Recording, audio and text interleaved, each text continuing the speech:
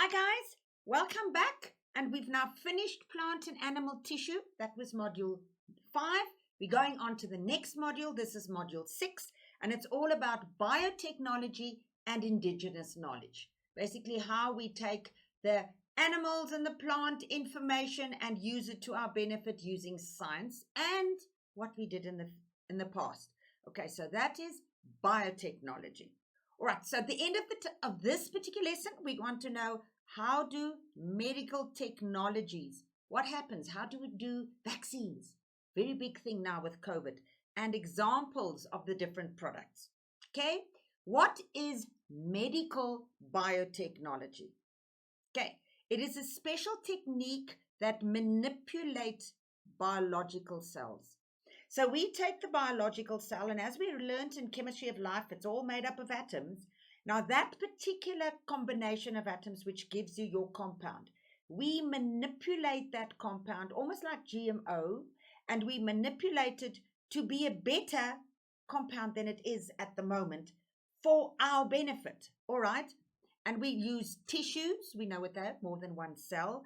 Processes, certain processes like making of insulin or things like that, and we can help the organism make new useful products that they can use in their bodies. Okay, and the most important, and why do we do this?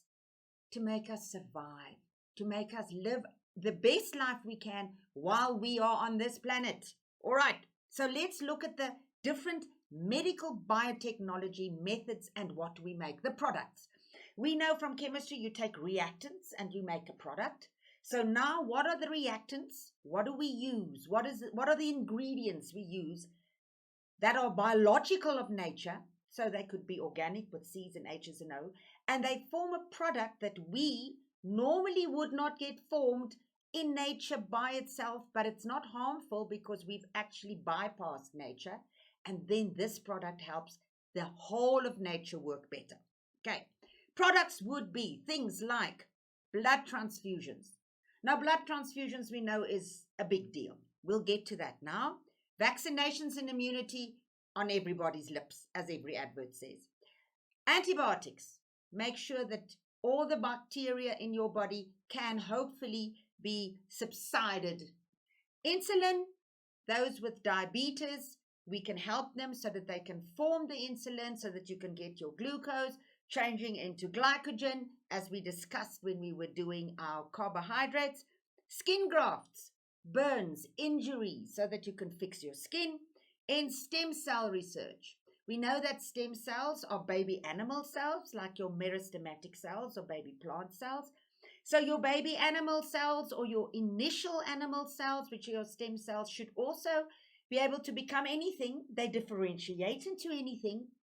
But is it allowed or isn't it allowed? Very ethical. We'll discuss that. Okay, let's start with blood transfusions. Now, blood transfusions is where you take blood matter, which is the platelets and the white blood cells and the plasma. We take that, and of course the red blood cells, and that can be used for somebody who has lost a lot of blood. It could be through hemorrhaging, which means serious blood loss, injuries, bleeding out. It could be burns. Burns don't lose blood as much, that loses a lot of plasma, which is the transparent liquid that carries everything with you. So if you burn, you get all sorts of ugly, it sort of seeps. That's your tissue liquid or tissue fluid seeping out, and your lymphatic system can't drain it because it's all been cut off. And that needs to be replaced, because without that, your body can't survive. So it is the transfer of blood products from the correct donor to an unidentified recipient. 3 marks, all right? It is transfer of blood products from a correct donor. Correct. Show you now. Recipient. Could be 3 marks. Okay. What do we mean? This is more where we do your genetics and blood transfusions. We do that in grade 12. But if you know it now, you have no problem in grade 12. And I'm sure by now you know that O is the universal donor. O can give blood to anybody. And then A is the type of blood. What actually it is, it's on your red blood cell. There are proteins. We've discussed proteins. And they are made up of carbons and H's and O's and all sorts of things. And depending on the type of protein you have on your red blood cell, that's called an antigen. Your body will recognize it or it won't recognize it. Now, you have an A-type antigen on red blood cells, which are called the A blood. You have a B-type antigen. You have AB, which is basically an A and a B. They look the same, so you have that. And then on your O blood cell, you have no antigens. So if you had to add the two together and you added A to O, you would have a mixture that has an antigen in. An example would be if you had a transparent liquid, say distilled water, and you had a beaker of purple water and a beaker of blue water and a beaker of red water. And let's say A is red, B is blue, and AB would be purple if you mix the two together. That's no problem.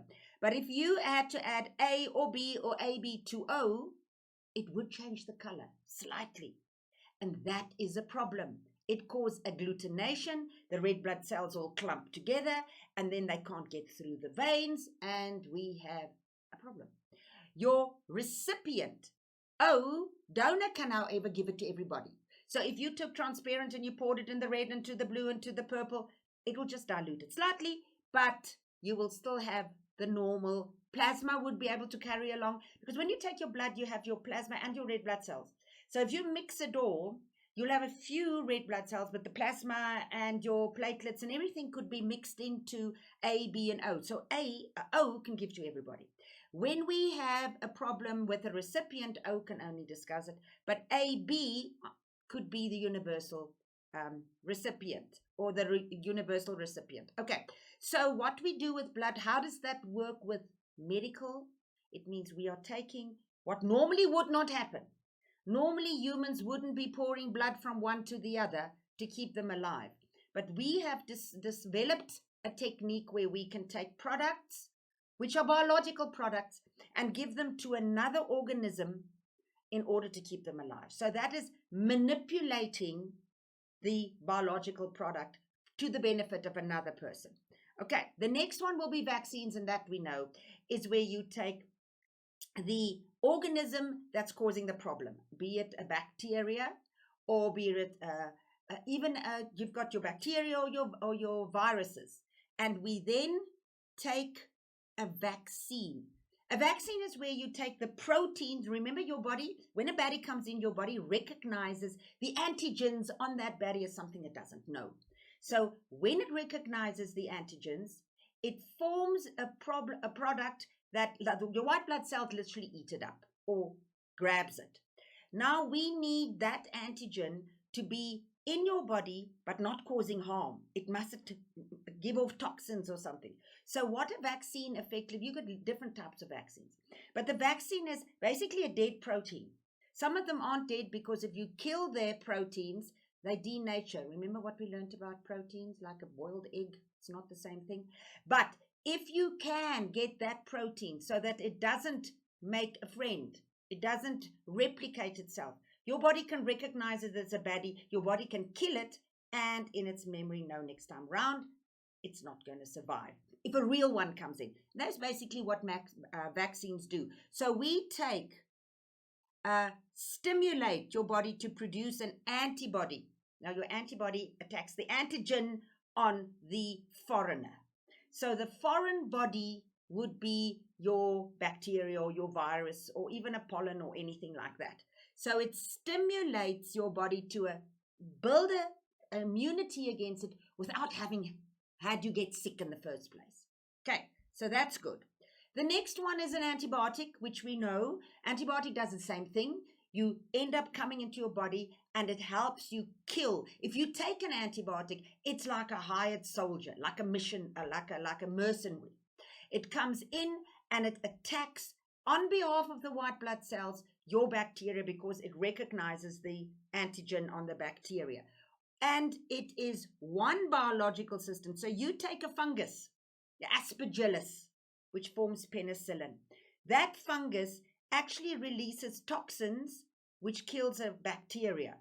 And it kills bacteria, but it's not very specific. So that's why if you take an antibiotic and it kills your nice bacteria inside you as well. And you've got to take a probiotic so that you can replace them.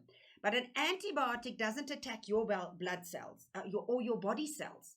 So the antibiotic, the reason it makes you ill is because it's attacking your gut intestine, not your own body cells. Our ribosomes are a different shape. Okay, so what we are doing is we are taking a fungi, and we are taking those spores of the fungi and we're manipulating them into a certain product, taking the H's and the C's and things that we then put into a body of an animal, whatever it is, to attack another organism, the bacteria. So that is attacks a second organism. So that is manipulating something to help, once again, the human survive, and it would be all organisms. Like you can give it to plants. You have some sort of antivirals that you can spray on plants. We give them to cows and things like that. Okay, the next one is insulin. Now, insulin's a big deal. We know about diabetes, and I have mentioned this before when we were doing your carbohydrates, where you have glucose, too much glucose in the body. It moves, and it has to move it to the muscles and to the liver, and to form and to store it in glycogen. Insulin literally puts all those little glucose together and it forms your insulin, but now your glycogen. But now, if you don't have insulin, your liver, your pancreas doesn't make it. They've been so clever. They take Escherichia coli, which is a bacteria, and inside the bacteria, it has a little thing called a plasmid. It has this little DNA string, which is your normal, runs all the information, your recipe book.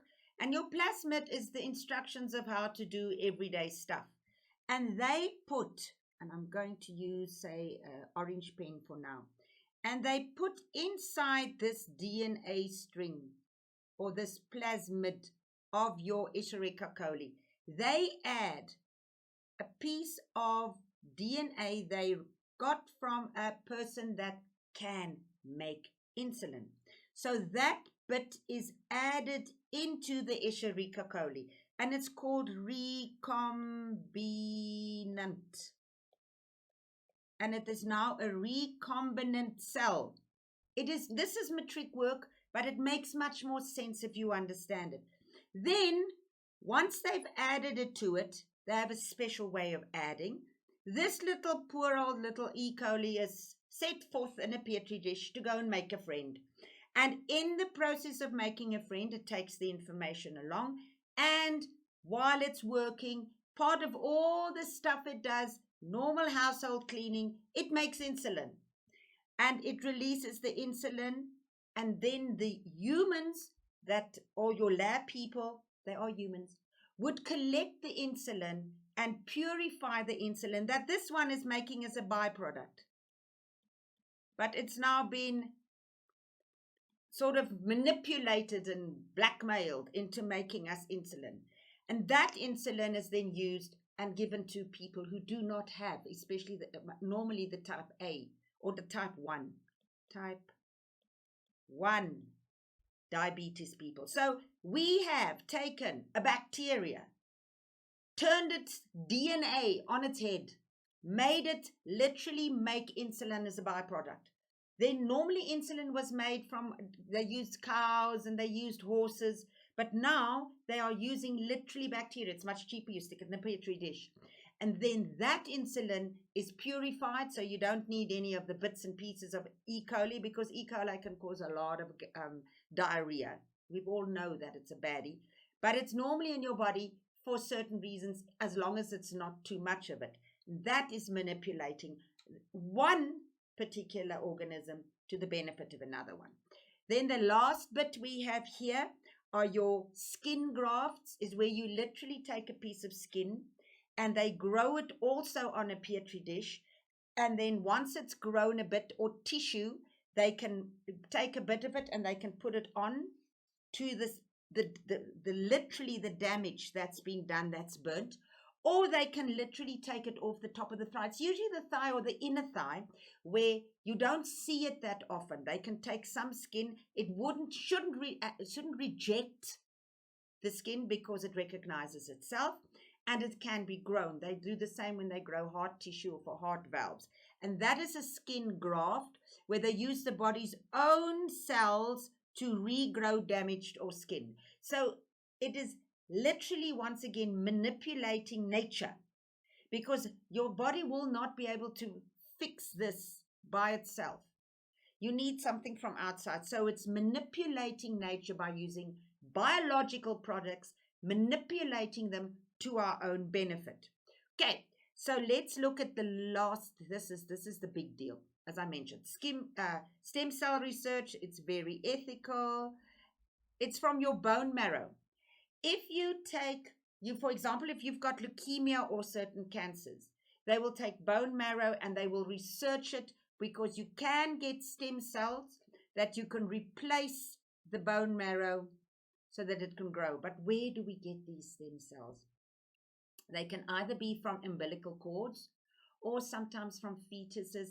And there comes the issue. Using it from an umbilical cord is really not a problem, because normally after birth, the baby's umbilical cord would be thrown away. So those are most of the stem cells that they use. But now, recently, there have been many questions about sometimes fetuses, aborted fetuses, which would have many stem cells in them, and that's a problem.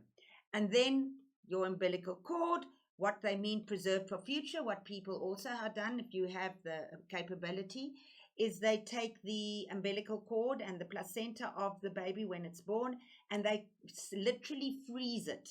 So should this child have issues in the future, they will be able to use their own stem cells to stop it. But it's a very expensive process.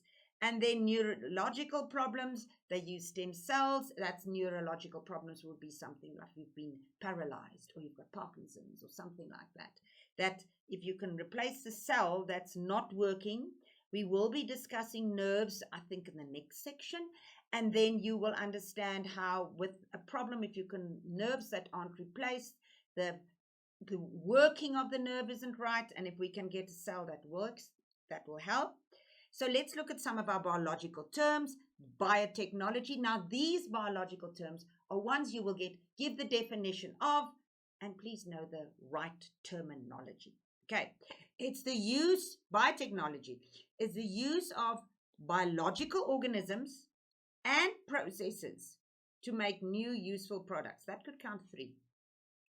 Blood transfusions. When blood is received from one person, replaces the blood to another person, we said that was 3. You can use this definition or the one that's in the previous slide. Immunity is if you have an immunity, you have a resistance to infection of that pathogens would come in, and it is usually by artificial means. So you can have 2 to 3 marks in this one.